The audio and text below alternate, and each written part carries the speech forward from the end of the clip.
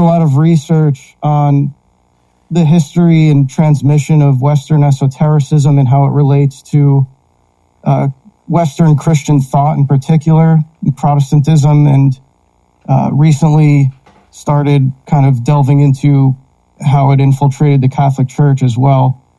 But these subjects all kind of are very closely intertwined. And with what we're talking about today, I found that there's a root in it that stems from Kabbalah, which is Jewish mysticism, and kind of the outcome of it being the establishment of the Zionist state. And you're Orthodox, correct? Yes, yes. I am an Orthodox. I'm an Orthodox Christian. I've been Orthodox for 5 years now, so I kind of have the, I guess, common adult convert story, during COVID and just being worn out and tired from the tremendous amount of psyops during that time, and had the usual kind of spiritual awakening that you commonly hear. So I don't think my conversion story is particularly unique, but it was actually in the height of COVID that I started attending Orthodox church. So wonderful.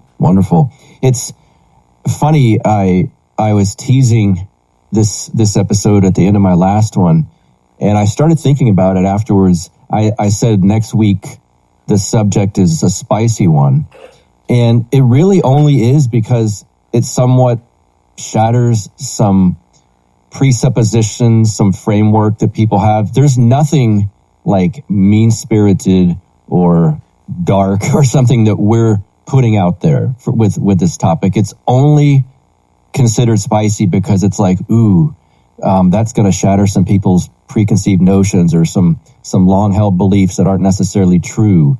How do you see this sort of topic? And for those going, what is he beating around the bush for?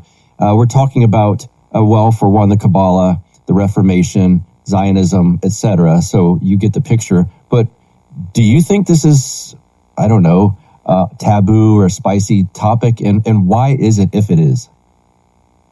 I think that it's probably seen that way in the West because this Zionist agenda has been targeting the West and primarily America.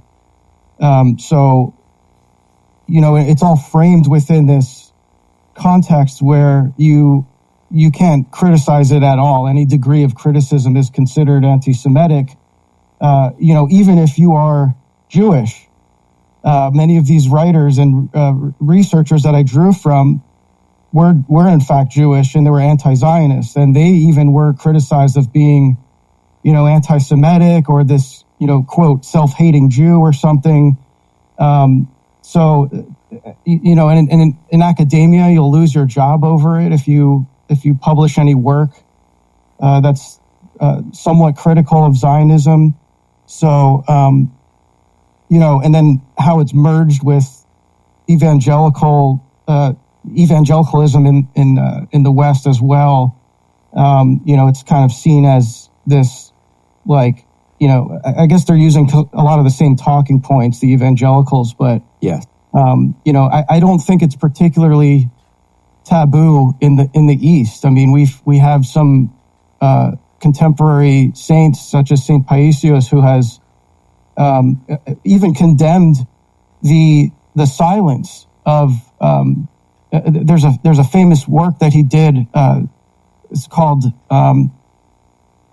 I think it's called something like if the bishops are silent, who will speak? And he's talking about Zionism, and basically how none of these hierarchs are even condemning it, at least at his time. So there is kind of, I guess, a level of silence even to that degree, but I just don't think it's as particularly taboo in the East. I mean, this has been a long-held position for 2,000 years that the church is Israel. Yes. So, yeah, I went to Mount Athos last summer with Father Peter Heers. And do you know Conrad from World War Now? Good friend of mine. Yep, love Conrad. Conrad was with us. That's right. Actually, you've been on his show. Yeah. He was with me too, and it's funny. Like in certain circles over here, Conrad's considered like, ooh, he talks about taboo subject, or he's ultra radical or something. But we noticed, talking to many of the monks that we encountered and sat with, they sound like him. Like there was nothing that he was saying and open discussion with them that was seen as taboo at all. And I thought it's funny, some of the, let's say, subversive factions within Orthodoxy that pretend like people like Conrad are some sort of aggressive far-right fascist or something or other like that. If they heard these monks on Mount Athos, like what would they say about them, right? They sounded similar to when we talked about geopolitics and stuff like that. So I want to get into, first of all, we talk about the Reformation a lot. It's also funny, like if we start critiquing the Protestant Reformation in the same way that we're tying it in with Zionism and some of these ideas, you can be called anti-Semitic at certain points, but no one ever calls you anti-Christian. It's weird. But how is the Reformation, in your view, seen? Let's say not from your perspective, but your perspective on how the Reformation is viewed widely in American Christianity, let's say. There was almost like this messianic idea of the Reformation. Like Luther's almost perceived as a messianic type figure who rescued Christianity from from 1500 years of apostasy, which started at some arbitrary point. I mean, you can ask any Protestant, when did Christianity divert from what you think is the original apostolic faith? And you'll get a different answer from almost every Protestant. I mean, because they can't really define that. So, Luther nails the 95 Thesis to the doors of Wittenberg, and it's seen as kind of this, messianic rescue of Christianity. And, in the context of history, the Reformation took place in 1517, and I'm fascinated by this 200-year span, which has kind of framed modern history in these revolutionary movements. And so I view the Reformation as the longest ongoing revolution in world history, because it's still underway and it's just spreading in its reach, and it's been going on for 500 years. So I view it as a revolutionary movement, and one that was born from technology. It would not have been possible without print technology helping advance its spread. It runs parallel with the establishment of secret societies throughout the West. And you have 1517, the Reformation starts. 200 years later, the Constitution of Freemasonry is signed in 1717, establishing the first Masonic Lodge in London. And then what happens 200 years later, in 1917? The signing of the Balfour Declaration, and the Russian Revolution is underway. So I always just found that really interesting. But, I see, to answer your question, I see the Reformation as this pivotal kind of dispensation, I guess, if you want to call it that, in world history, that ushered in the mass acceleration of nominalism, capitalism, a lot of these, and Zionism. I mean, that was kind of the inevitable conclusion of it. I know that not every Protestant is Zionist. I would never say that, but right. When you look at the history and see how in the 17th century, how this all really started to integrate with the English Puritans and their consulting of Kabbalistic rabbis, and these messianic cults, these millenarians, that was the the way in which this, this messianic fervor, I guess, started to spread. So we can get more into how Kabbalah relates to that, but it involves the human effort in bringing about the conditions for the messianic age. We've got a new sponsor. It is Perfect Spiral Capital. This is the infinity banking concept. Break free from the system. Perfect Spiral Capital helps you build wealth on your terms, outside of the control of the corporate banking cartel and the state-manipulated markets. Invest like a dissident, a true dissident. Take ownership of your financial future with strategies designed for those who refuse to be cogs in the machine. No handouts, no bailouts, just real results. Opt out, build wealth. The state inflates your savings away while Wall Street rigs the game. You guys know this. Perfect Spiral Capital helps you stack real assets and create lasting independence. Go to perfectspiralcapital.com/counterflow and get a special offer for fans of this show. Again, that's perfectspiralcapital.com/counterflow.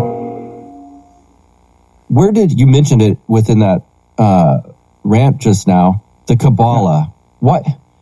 This obviously played a role in the Reformation and other dispensations, if you will. But what is the Kabbalah first? I want to kind of lay the groundwork, what it is. When was it put together? What is this?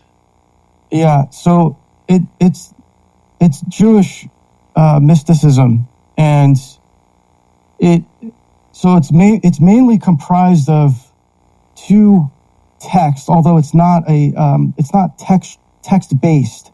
So it was just written during the Middle Ages, and there's debate over when it actually started its oral transmission. The Kabbalists themselves will say that it started with Moses, when the angels communicated with Moses, or when God communicated with Moses, and it was transmitted through this esoteric kind of cryptic secrecy.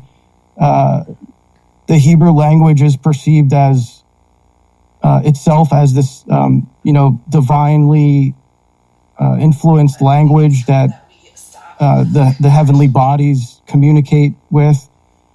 So the real, founding of Kabbalah is disputed, but in the written form, it's pretty much a Middle Ages document, if you want to call it a document. And it's comprised of the Zohar, which is the book of creation. And this is kind of this Jewish mystical interpretation of Genesis. I got it the other way around. The Sefer Yetzirah is the commentary on creation. It's called the Book of Creation, and the Zohar is kind of like an extension of that. It's the Book of Wonder, I believe it's called. And so it's these two texts that combine, and this is the framework in which mystical Judaism understands the world itself. So this is how they perceive reality itself, down to the creation, the divine heavenly realm, and how it is manifest in the physical realm. And this is, I would say, inseparable from modern Judaism. When you're talking about, in the Middle Ages, and is sort of when we think it came about or whatever, and it was Jewish mysticism.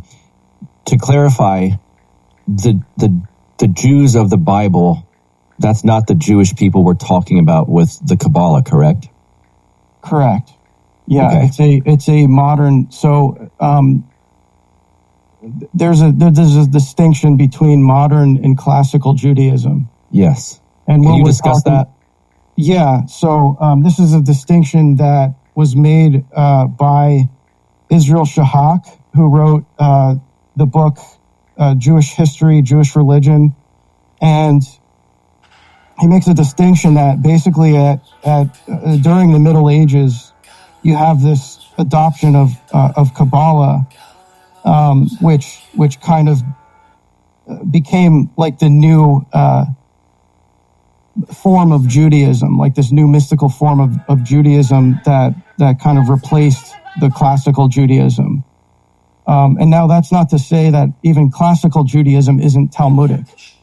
So, you had, for all that time, the following of the Talmud as the primary text of Judaism. It still is, but, the Talmud is basically a bunch of laws. It's how to in your day-to-day life as a Jew, follow the Mosaic law, down to some really hilarious and excruciating details.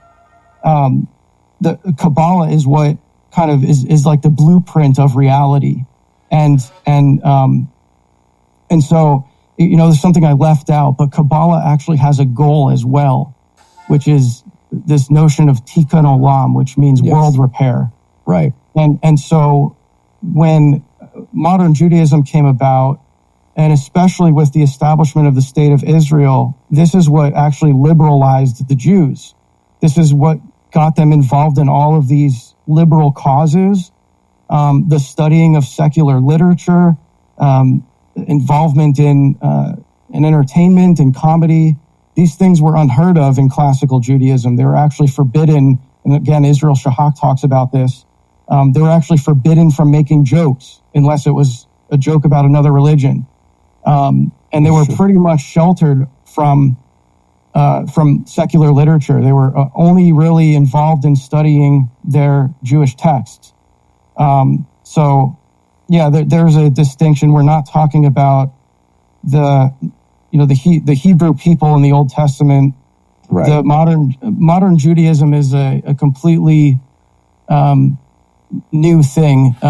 You can talk about like how the Pharisees were condemned by Christ, for probably following to the Talmud, which, came from their Babylonian captivity, to the letter of the law, all that kind of stuff. But, so that was always there. But yeah, what we're talking about is like kind of this, more like, again, Middle Ages kind of invention. And what is that? What world repair that you're talking about? Why repair from what? Oh yeah. So there's kind of in the Sefer Yetzirah, the book of creation, it's kind of, this is how like inverted Kabbalah is. Like it teaches that during the creation, there was a shattering of all these vessels. So when God created the world and the light from God's creation permeated the material world, it shattered all of these vessels. It's like kind of, again, this is all esoteric language. It would take a while to break down, but basically, like the way I interpret it is that it's almost like God didn't factor in this crucial thing where he essentially broke creation. So like for the Kabbalists, it wasn't man that, like the fall of man was basically this kind of like error in creation. It wasn't due to man's fall. It wasn't due to Adam's sin. In fact, they believe that Adam was the one that expelled God from the garden. And so this is what they aim to repair. So they believe it was basically God that, shattered all these vessels, and it's man's job to restore the shattered vessels. This gets into this doctrine, which is one of the essential doctrines of Kabbalah, of what they call Shekinah, which is the manifestation. They believe it's the manifestation, like the physical manifestation of God's glory. So this is how God was present in the tabernacle, behind the Holy of Holies. And the Shekinah, this is what kind of ties into Zionism, because the Shekinah was what was expelled from the garden. So God's presence was expelled from the garden. There was this separation. It was exiled. And so this plays into their exile narrative. There's a spiritual aspect to this.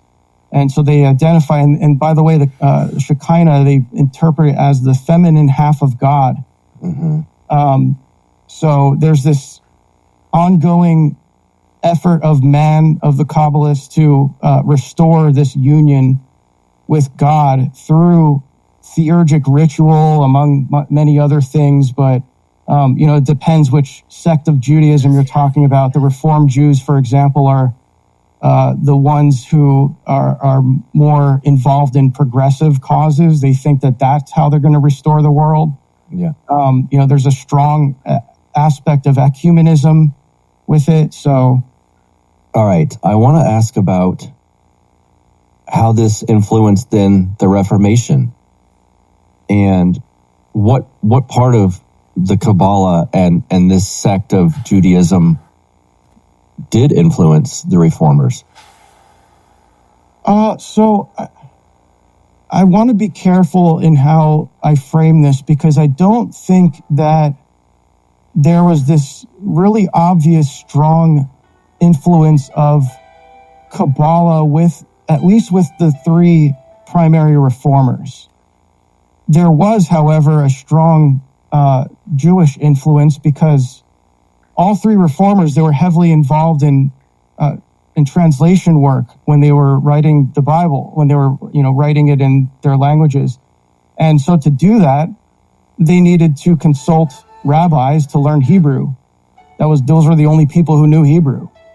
And by doing that, there was this transmission of, whether it was firsthand or secondhand, this transmission of Kabbalistic influence just by sheer relation of the rabbis being Kabbalists.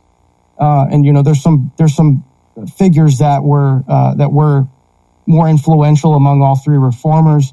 But I don't think that, I wouldn't argue that all three of the reformers were like crypto Kabbalists or something.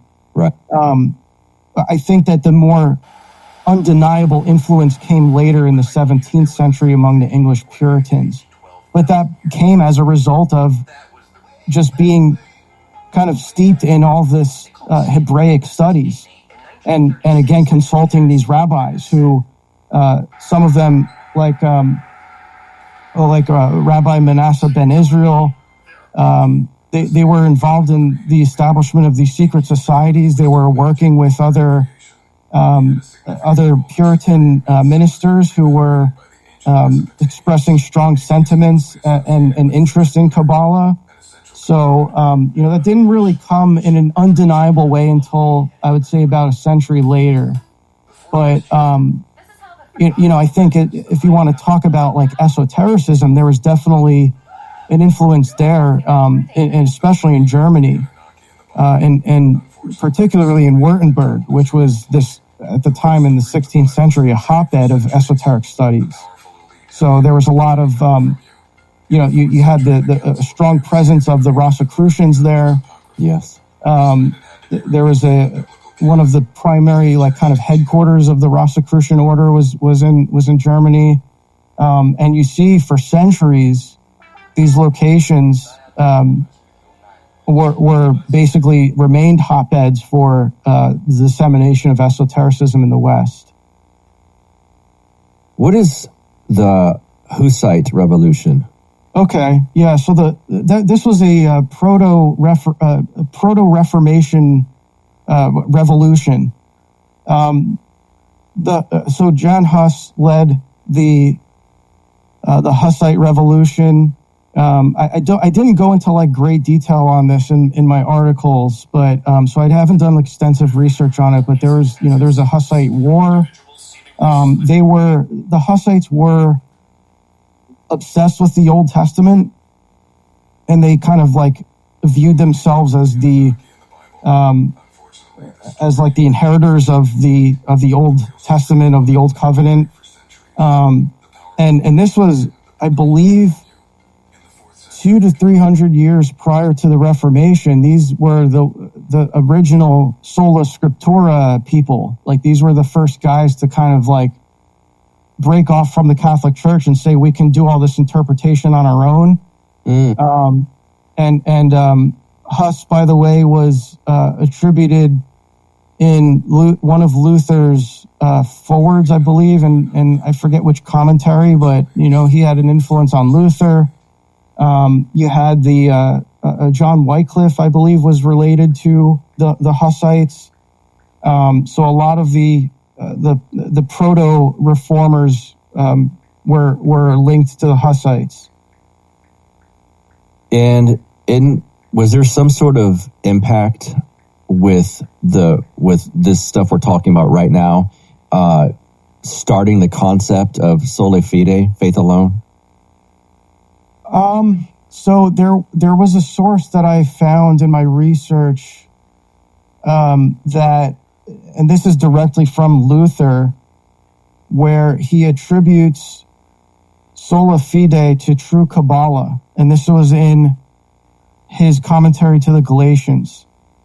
I did have a discussion with some Lutherans who were very well versed in the history, and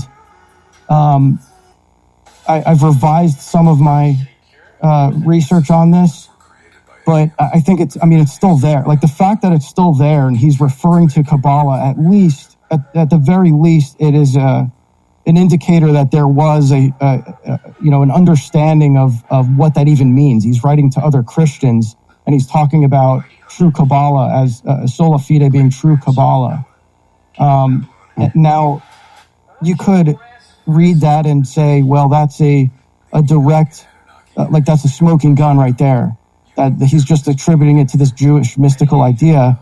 You can also say that it was a reference to this notion that which was understood in the Renaissance, where this stuff all emerged, that Kabbalah was the way in which the Bible is to be interpreted. So this is how the Renaissance, what they were called Christian Kabbalists, were understanding the use of Kabbalah. The syncretization of Kabbalah with Christianity was that this was the only proper lens to interpret the Bible in. So Luther could have been saying something like, "This is how you truly understand the Bible, not through the Kabbalah." But I still think the point stands that, the fact that he was referencing it shows how big of an influence there was in Christian theology. Yeah, you mentioned earlier that you could ask various Protestants and hear different answers about when did apostolic succession die off. And there's always this concept of just a long, dark period of time, and then boom, Luther comes along. And was there a feeling of the men of the Reformers of going back to what was, or do you think it was destroying what was and creating something new, a mix of both of those things? Because I know there was some iconoclasm involved in this stuff too. Can you talk about that? Yeah, I think it was both. I mean, in order to kind of go back to what they thought was apostolic Christianity, it involved the destruction of the old order, as historians call it, the old order. I don't know that the Protestant Reformers would have called it that. And so that involved the destruction of, the ransacking of these Catholic churches. To be fair, it was primarily Calvin and Zwingli's revolutions that were very staunchly iconoclastic.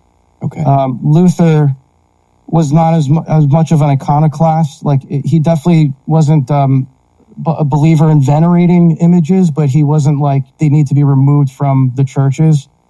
So to this day, confessional Lutherans, they still, I believe, have at least icons of Christ in the Theotokos, if I'm not mistaken. Okay. But they don't venerate them. But yeah, Calvin and Zwingli were the primary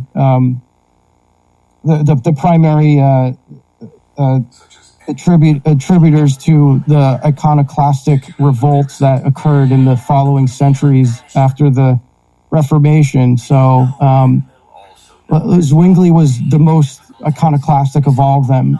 Calvin, people will say Calvin wasn't an iconoclast, but he didn't condemn any of the Calvinist iconoclasm that was occurring in his lifetime. So I take that to be he wasn't opposed to iconoclasm.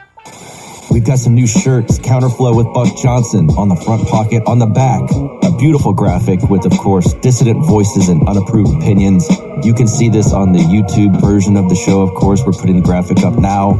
$30 flat fee. $30 gets you the t-shirt. The PayPal address is buck@counterflowpodcast.com. That is my PayPal. You can send $30 that method. Send me your address and the size you want. We have sizes small through 2XL. Again, sizes small through 2XL. Go to PayPal, $30, buck@counterflowpodcast.com. Give me your address in there and the t-shirt will be yours. And I want to ask too about, this is fascinating because it might feel like it's jumping around, but there's like a lineage through here. Kabbalah's influence on the founding fathers. Yeah, this is one that I get a lot of blowback from, but I mean, it's very, so with the founding fathers, again, I want to frame this in a way that it's like, I'm not saying the founding fathers were Kabbalists, but the like you can see that the influence was there because there's a letter that Thomas Jefferson wrote to John Adams, where he is urging him to look into all of these Jewish texts, and he's naming them. He's naming the Mishnah, Kabbalah, the Zohar, like all these. I don't think he says Kabbalah, but he names like the Sefer Yetzirah, the Zohar, like all these Jewish mystical texts. And he says that we need to look into this to understand how to frame the morals and ethics of our nation. And so, the question is like, how does he know about that? And why is it even like, why does he feel that's necessary? I don't think, and there was actually some evidence that there was Kabbalistic influence, with Benjamin Franklin, who, he met with, I think it was Ezra Stiles, who was the president at Yale University, and was a Christian Kabbalist, I think more so, with a different kind of, I guess a more evolved approach to it. But he has a famous quote saying that he believed that Kabbalah was worthy of transmission throughout American universities. So, he had met, Franklin had met with Ezra Stiles to inquire about Kabbalah. And we see in the iconography of the founding of the United States with, simply on the dollar bill. You can just look at the dollar bill and everyone kind of like interprets that as Masonic, which is true. But Freemasonry is also a Kabbalistic institution. So a lot of the symbology is Kabbalistic. And so what I was talking about earlier, the Shekinah, that appears on the dollar bill above the bald eagle. Yes. Everyone points to the pyramid, and it's like on the other side of the pyramid, on the back of the $1 bill, there's also a Kabbalistic image of the quote Shekinah glory, which is the cloud of glory that the Puritans saw as the guiding force that took them across the Atlantic. And so this is like a sign of freedom to them. And so that's depicted on the back of the $1 bill. You could argue that there's a clear Star of David inside of that cloud that's kind of outlined by the 13 stars. 13 is also a very important number in Kabbalah. And there's a legend that this guy, Haim Solomon, who helped fund the Civil War, that was a kind of a nod from Washington to show his debt to Haim Solomon for helping fund the Revolutionary War. Wow. I did not know that part. Okay. People, if you've got dollars, look at them. What does the Shekinah look like? Well, it's usually depicted like a cloud. So, and you even hear this, I grew up Protestant and I heard Shekinah being taught from the pulpit. Oh, you did? Oh, yeah. Yeah. Like, the Shekinah glory. I mean, I've found clips of R.C. Sproul preaching about this. It's in his work. It's in John MacArthur has referenced. It's in the MacArthur Study Bible. I actually did a search on this. It appears 19 times in the MacArthur Study Bible. In footnotes? I think that's in my footnotes. Yeah. And it was it was also added as a section heading, and I believe First Chronicles in the New American Standard Translation. It says the Shekinah glory. So this word Shekinah, it doesn't appear anywhere in the Old Testament Hebrew. It's purely a Jewish mystical concept. I'm looking up. I wonder if I could search Shekinah John Hagee. I'm suspecting. Oh, I know for a fact he talks about it. Yeah. Okay. I know for a fact he does. But I mean, I use that as kind of like evidence to show. It's like my question is basically like, okay, if you want to doubt all of this history, you want to say that I'm kind of crafting this narrative that isn't there. Why is it that these preachers who are still alive today, these highly influential evangelical preachers, still use this term? And again, I'm not saying that means they study Kabbalah. I think actually they probably have no idea that it's Kabbalistic for the most part. The thing is that the presence of this doctrine is still there in Protestant or in evangelical theology. Yeah, but to answer your question, it's usually depicted as a cloud, because it's perceived to be you'll hear even the evangelicals will say this. It's the manifestation of God's glory. So it's like it appeared as a cloud above the ark when the Hebrews were traveling around with the ark. So they kind of perceive it to be like the manifestation of God's glory. And I'm not even saying that this is like a false teaching, but the fact that it's like attributed to this Kabbalistic concept is pretty sus. Yeah, and it's even if the preachers don't know specifically where it comes from or that it's Kabbalah-esque in nature, that just shows you how woven into the fabric of what they're doing this stuff is really. And how does this lead to, in your opinion, Zionism, basically? Well, in Kabbalah, again, Shekinah is very closely tied to like the Jewish identity of exile, and how human effort can restore this divine union of God that God Himself kind of or that I guess that humans expelled from man expelled from the garden, whatever. And so probably a pretty shocking example of this can be seen in modern Judaism. I think probably most of your listeners are familiar with the prayer ritual that you might have seen images of at the quote Wailing Wall, where you'll see these Orthodox Jews, at the wall, and they're doing this kind of thrusting motion. This is a literal sexual theurgy that occurs to restore Shekinah, because Shekinah is the feminine half of God. And so there's a literal notion of like this sexual copulation that involves restoring the broken union of God with Shekinah. So it's very bizarre. You see stuff like this, and it's like, where is that in the Old Testament? Right. It's like that. That's kind of like a good indicator that this is a different religion. Like this is a completely alien religion. Israel Shahak also talks about how this is an indicator that modern Judaism became polytheistic, because they have like all of these other kind of deities that they refer to.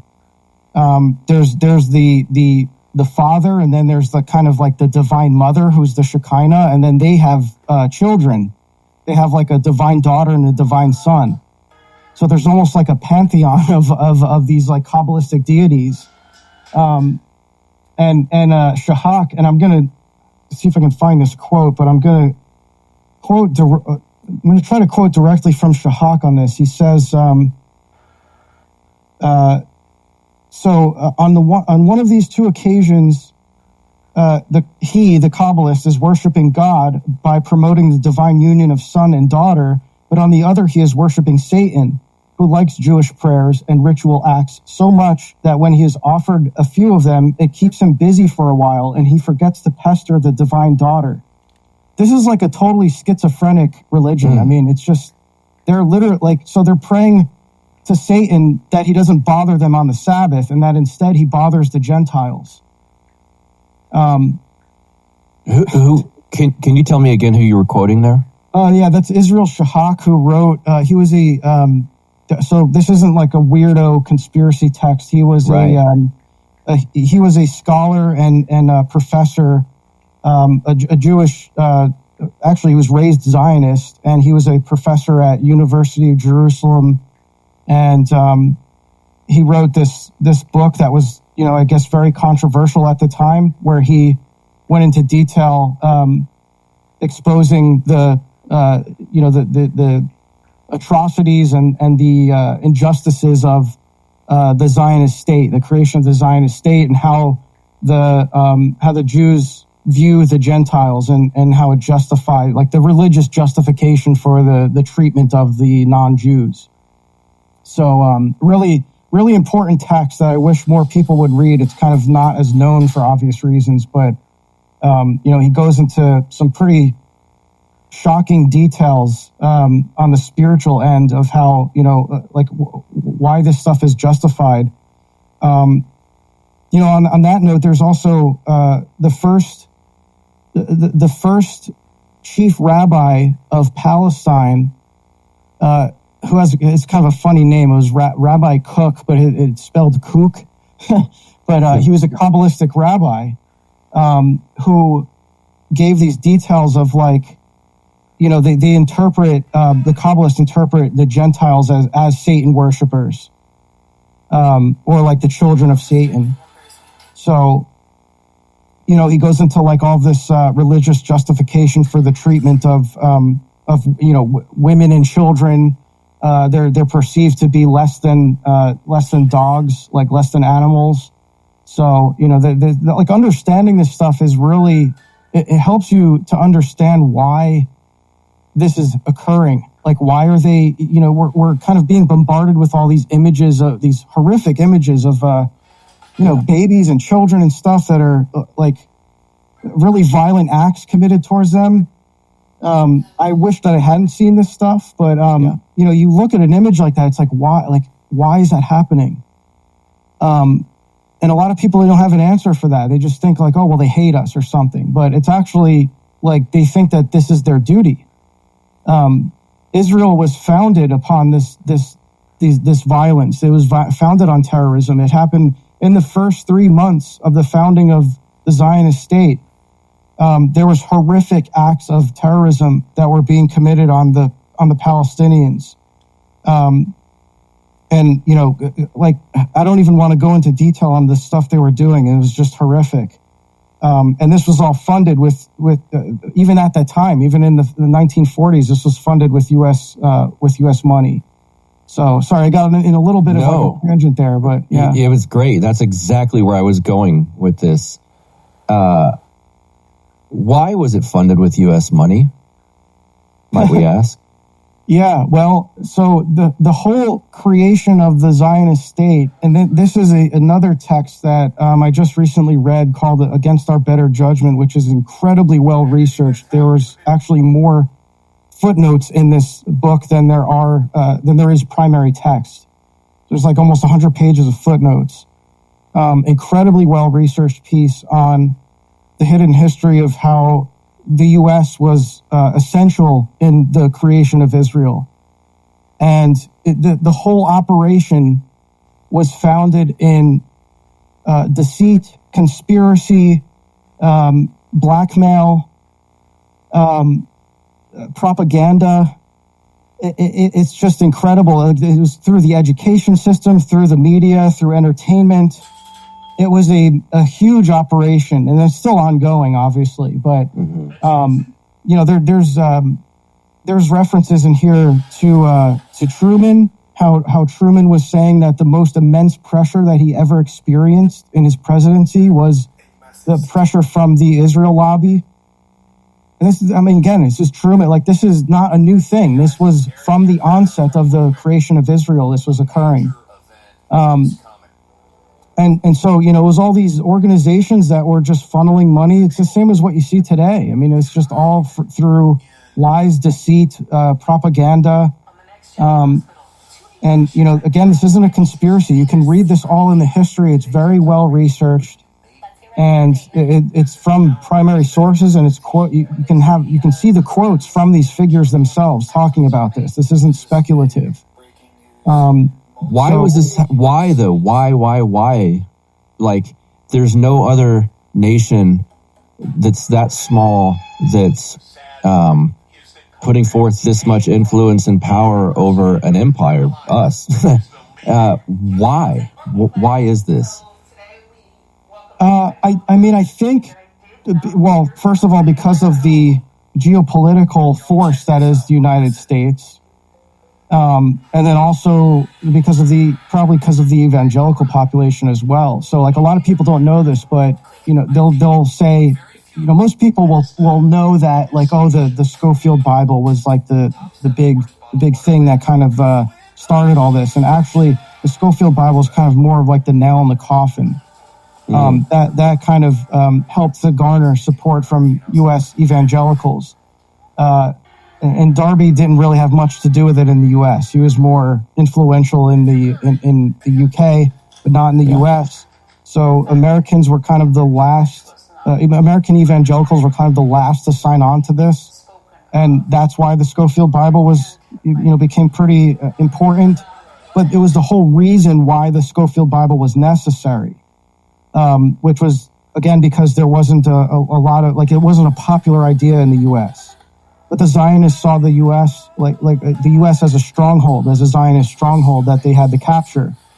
So, you see, again, some of the language in these figures. I mentioned this Rabbi Kook or whatever earlier, and there's a quote from him where he said,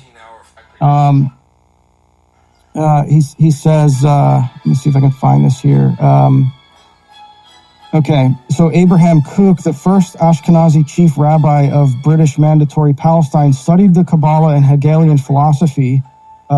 Hegel, by the way, was also very influenced by Kabbalah, concluding that God had used all of history to divinely conspire to return the Jews to Palestine, and that he had used even the actions of pagans in apparent opposition and persecution of the Jews to do so.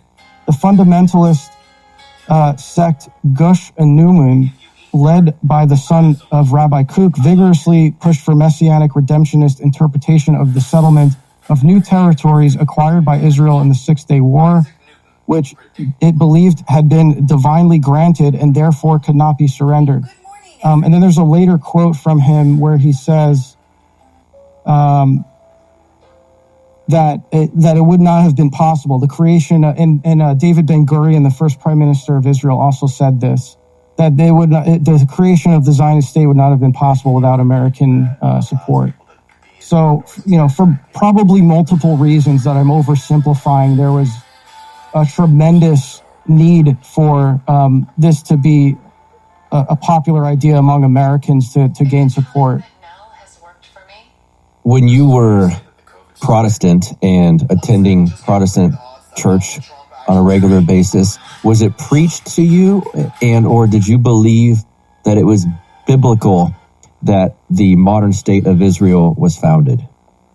Yeah, I mean, you're taught that, and it depends, I guess, which denomination you are, but I think this is, at this point, become pretty much almost a dogma of evangelical theology, at least. But you're taught that that this is a fulfillment of prophecy, and so it's all geographical. It's not that the church is Israel. It's that it's actually the land and the borders that define Israel, which itself is kind of a ridiculous idea, because even the Zionists, and Shahak talks about this. He actually lays out the understanding of what defines those borders, and like the more extreme views is that it even extends into Egypt. So they have even a much broader scope of what those borders even are. Gaza is certainly part of it.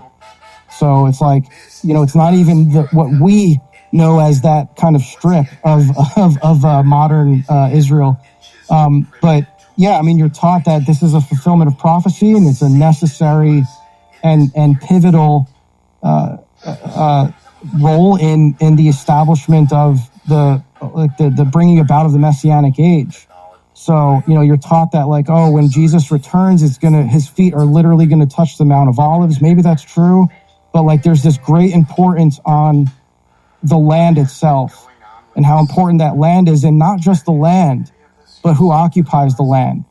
So this is the even more important part. This is what justifies the Jewish takeover of Palestine, is that they have the right to they have the rights to that land, because there's like a really subversive teaching in modern evangelicalism that there's this like dual covenant, that the Jews still are part of the old covenant, and God is like basically honoring that they are in this covenant. This actually came from the founder of the Jehovah's Witnesses. He was the first to teach this idea. I'm blanking. I always forget this guy's name. It's like some kind of generic name, but he was involved in the creation, and he's also rumored to be a Freemason. But he came up with this idea of the dual covenant, that the Jews still have this covenant with God, and therefore they don't need to convert to Christianity. By the way, so they can just keep doing what they're doing, and they're good just by birthright, essentially. This is specifically and strictly anti-biblical, I would say. Yeah. And it's interesting, you hear it pushed by groups of people that say, I only believe what the Bible says. Yeah. Well, and, a lot of it is also largely due to sola scriptura and this notion that these passages are interpreted literally. And not having the discernment to know where is the literal interpretation, where is the symbolic, because they've departed from the patristic teachings. Yeah. And this is where a lot of the messianism comes in. So a lot of this started with the literal interpretation of Revelation. This is what kind of justified these beliefs in the 17th century. This is why it became so popular. Like then all these Kabbalistic Jews are readmitted back into England, and they're like, hey, and by the way, this is occurring during the widespread dissemination of Lurianic Kabbalah. Lurianic Kabbalah was a reframing of Kabbalah in a messianic lens. So it was all with this goal in mind of bringing about the messianic age through human effort. And so when that kind of merged with the English Puritans, it was like the same kind of idea of Christian Kabbalah. It was like, oh, well, this actually makes sense of all of the prophecies in the Old Testament. This is how they're to be properly understood. Wow. Okay. And it's troubling. Like we mentioned prior to the Reformation, many people that would fall into what you're discussing right now would look at apostolic succession and say, no, it died off. There's just this big dark age for a long time. And what those people said doesn't mean anything. But look at this new thing I've learned. It's bizarre, that's how it worked. Have you seen, let me ask you this, through your work and your Substack, do you get pushback from Protestants or evangelicals? Do you get some that go, oh my goodness, thank you for showing me this, I didn't know this? What's sort of the reaction types that you get? Yeah, I actually had to kind of prompt reaction because I was like surprised that I wasn't getting any from evangelicals. And I think I found from doing that the primary reason that they weren't interested in even engaging with my research was merely the title. Like the proposition itself was like, the way I titled it was like Kabbalah and the Protestant Revolution. And so you see that word Kabbalah and they just check out. Okay. They're like, that seems like schizo nonsense. I'm not going to even bother reading it. That was kind of the main response I got. And so I noticed that and I started like prompting on Substack. I was like, I'm a little disappointed that I didn't get like any honest like feedback from Protestants on this. And that actually was pretty successful in getting some Protestants to engage with it. I still got some of that response, but some of the more honest looks at it, I got actually some very valuable feedback from it. Okay. And a good handful of Protestants that did read it expressed that they had no idea about this history. It was very interesting. I don't know that it's like something that they would consider like a death blow to their entire faith. I know with like some of the confessional Lutherans that I talked to, they were just like, oh yeah, well, those were the English Puritans. That's got nothing to do with us. Those guys are crazy. So because of like the sectarian nature of Protestantism, a lot of these people can just easily dismiss that as like, oh, well, that denomination got corrupted or whatever. Like, that's not me though. Yeah. So like, it was like, it's mixed opinions, but I mean, no one has challenged the validity of the historical research. You could challenge my own kind of like interpretation, I suppose, and saying that this was a strong contributor at the very least to why the Christians ended up supporting the state of Israel, which I think is I would gladly debate anybody on that. But yeah, I mean, it was mostly, and the funny thing is like, most Protestants wanted to just know what I said about Luther. Like they weren't even interested in any of the other stuff. And Luther wasn't even central to my thesis. Right. Like, as I just explained that this stuff really didn't start to take hold until the 17th century anyway. So, like most of the focus was on Luther. They're like, oh, I have to find what he's saying about Luther. Where's the connection with Luther? And like, what I'm actually saying is it doesn't matter that much, even though Luther did also have esoteric influence, and you could argue over to what degree. But I didn't see Luther as that important to any of the thesis I'm proposing. So, that was the general reaction. And I think, one commenter on Twitter made a good observation that I think is true, that this is just simply too high level for most Protestants. Like they're thinking on, like they're involved in all these debates about sola scriptura and sola fide, like all the kind of core doctrines of their faith, and like attacking Catholics. This is like far from something that they've never even heard of this. They have no apologetic for it. So it's just like too high level. Like it's not a theological debate. It's just a matter of history. Yeah. Fair enough. Well put. I want you, this is almost selfish for my own sake, but I'm doing it for my listeners. I want you to recommend some books. Oh, okay. Because you have a lot of good ones. Yeah. So again, the two texts I've been referencing, we were just reading them in my book club this month. The one is called Against Our Better Judgment. This is by Alison Weir. And that's the one I was saying that has tons of footnotes. What's the subtitle to that one? The Hidden History of How the U.S. was Used to Create Israel. There you go. The other one is Israel Shahak, which is titled Jewish History, Jewish Religion, The Weight of 3,000 Years. And that is from the Hebrew University of Jerusalem academic and professor, Israel Shahak. If you want more on, like, it kind of depends, like, which part of history and which subject.